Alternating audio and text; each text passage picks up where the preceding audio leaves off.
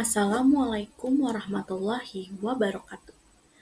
Perkenalkan, nama saya Wanda Septianawati. Saya akan menjelaskan mata kuliah komunikasi dan negosiasi bisnis. Nah, di sini saya akan menjelaskan studi kasus pada PT Indofood Sukses Makmur Tbk. Yang pertama, definisi komunikasi dan negosiasi bisnis. Nah, komunikasi bisnis itu proses pertukaran informasi secara profesional antara dua pihak atau lebih dalam konteks bisnis dan dengan tujuan menciptakan pemahaman dan kerjasama. Di sini ada pengertian dari negosiasi bisnis. Nah, pengertian dari negosiasi bisnis, proses diskusi yang bertujuan mencapai kesepakatan bersama dalam suatu transaksi, kerjasama, atau secara penyelesaian masalah.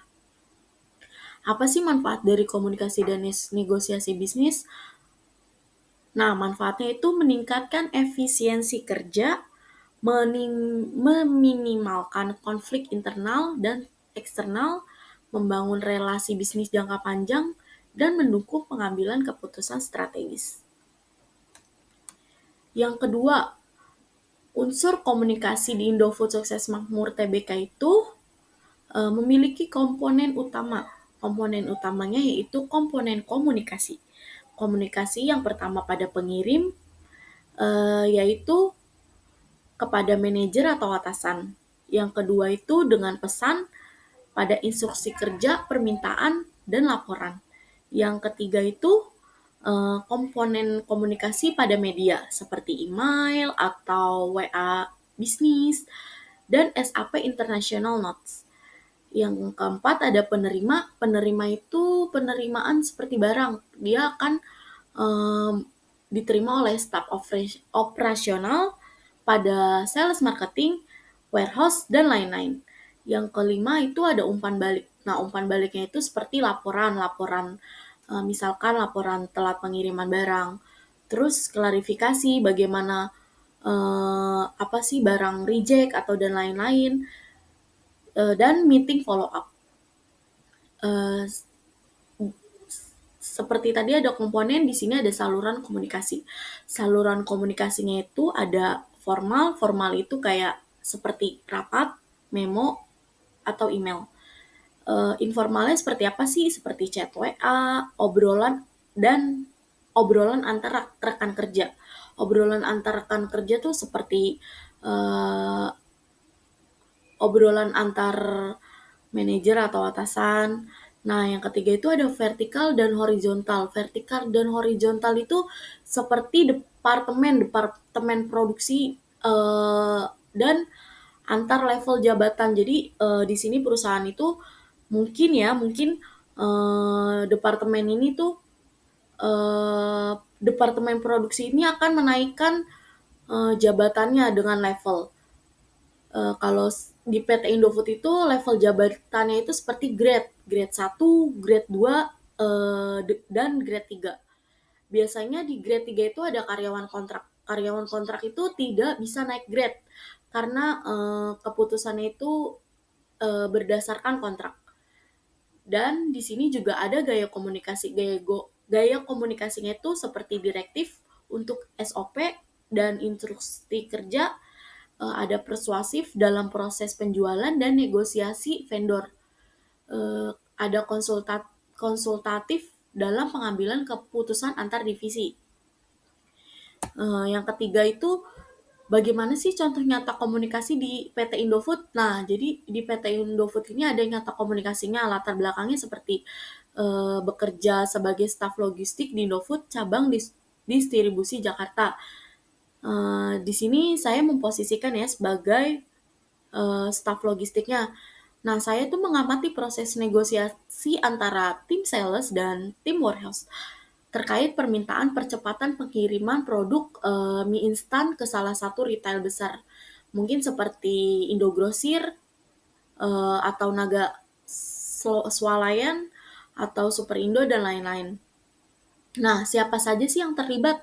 Nah, pihak yang terlibat itu ada tim sales sebagai mewakili permintaan customer. Yang kedua ada tim warehouse sebagai pengelola stok dan jadwal distribusi. Yang ketiga itu tujuan untuk memastikan pengiriman barang dilakukan lebih awal untuk menghindari penalti dari pihak retail. Nah, yang keempat itu ada analisis proses komunikasi dan negosiasi. Ada apa aja sih analisis proses komunikasi dan negosiasi? Nah, di sini tuh menggunakan gaya komunikasinya itu seperti sales. Sales itu menggunakan gaya persuasif untuk menyampaikan urgensi dan potensi kerugian finansial.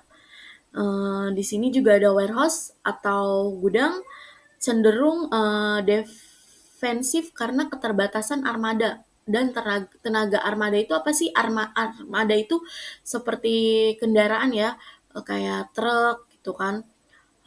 Terus tenaga itu tenaga gudang atau tenaga si armada ini. Dan yang kedua ada strategi komunikasi. Strategi komunikasinya seperti apa? Seperti melalui WA group, atau meeting Zoom internal. Nah, penggunaan data pendukungnya itu seperti apa sih? Seperti PO customer dan jadwal distribusi sebelumnya. Ada apa aja sih hambatannya nih? Hambatan proses komunikasinya itu seperti jadwal warehouse penuh atau tidak ada komunikasi lebih awal dari tim sales. Solusinya itu bisa seperti negosiasi ulang, waktu kirim parsial, atau bantuan armada tambahan dari cabang lain, dan komitmen improvement proses forecast permintaan. Nah, di sini ada studi kasus laporan bisnis menggunakan 5W plus 1H. Apa sih yang terjadi? Nah, yang terjadi itu terjadi keterlambatan pengiriman produk selama 2 hari ke customer akibat miskomunikasi internasional. Jadi masalah utamanya adalah keterlambatan pengiriman produk selama 2 hari. Hal ini menunjukkan adanya ketidakefisiensian dalam proses komunikasi antar tim di internal perusahaan. Nah, yang kedua itu siapa yang terlibat? Nah, yang terlibat itu pihak yang terlibat itu ada tim sales dan tim warehouse PT Indofood. Nah, keterlambatan ini terjadi karena adanya kesalahan komunikasi antar dua departemen penting, antara tim sales dan tim gudang. Nah, yang ketiga itu kapan kejadian terjadi? Nah, insiden ini tuh terjadi pada Senin 30 Mei 2025 setelah libur long weekend. Penjelasannya itu waktu kejadian menunjukkan bahwa ini terjadi setelah hari libur panjang yang seringkali menjadi periode rawan karena banyak karyawan belum sepenuhnya kembali ke ritme kerja. Nah, tempat itu where? Di mana sih? Nah, di gudang pusat distribusi wilayah Jabodetabek yang pasti. Penjelasannya, lokasi insiden menunjukkan bahwa gudang distribusi di wilayah penting seperti Jabodetabek menjadi titik utama masalah distribusi. Yang kelima itu why, mengapa terjadi? Karena tidak ada komunikasi konfirmasi ulang dari tim sales dan tim warehouse terkait jadwal pengiriman pasca libur. Penyebab utamanya adalah tidak adanya follow up antara komunikasi ulang setelah libur, sehingga warehouse tidak mendapatkan informasi yang seharusnya mereka tindak lanjuti. Nah, kesimpulannya masalah bisa dicegah jika ada SOP atau yang disebut Standard Operation Procedure untuk konfirmasi ulang setelah hari libur, serta sistem komunikasi internal yang lebih baik antar tim. Nah, gitu teman-teman.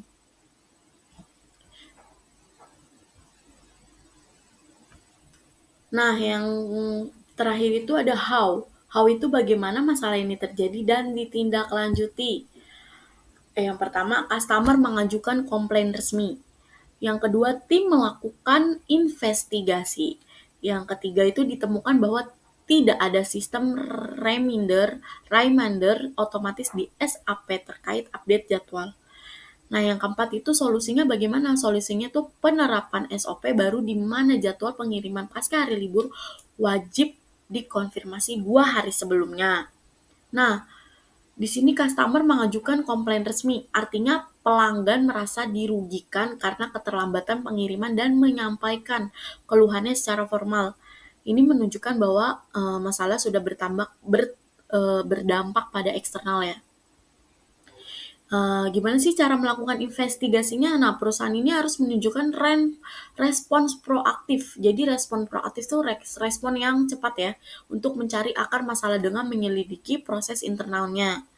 Nah, yang ketiga itu ditemukan bahwa tidak ada sistem reminder otomatis di SAP. Jadi sistem SAP yang dimiliki ini, yang digunakan ini tidak memiliki pengingat otomatis untuk update jadwal pengiriman, terutama setelah hari libur, menjadi faktor penyebab miskomunikasi antara tim sales dan tim warehouse.